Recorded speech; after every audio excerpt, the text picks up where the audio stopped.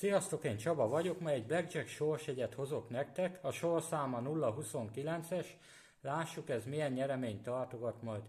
Itt van velem a szerencsemalacom Mázli is, ő is szurkol nekem. Nézzük is akkor az első játékot, nézzük az osztó számát.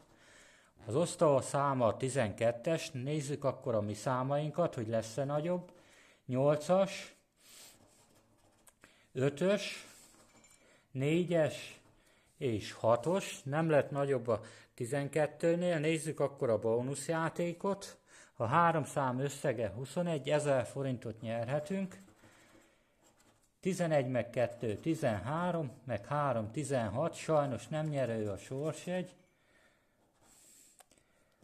Ellenőrizzük még le a betűket, van egy Y,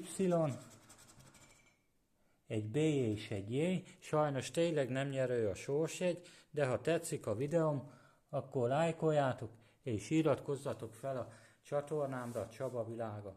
Mindenkinek jó szórakozást kívánok a videóhoz, ha tetszik, meg is oszthatjátok azt, kommentet is írhattok, érezzétek jól magatokat a Csaba Világa oldalon. Sziasztok!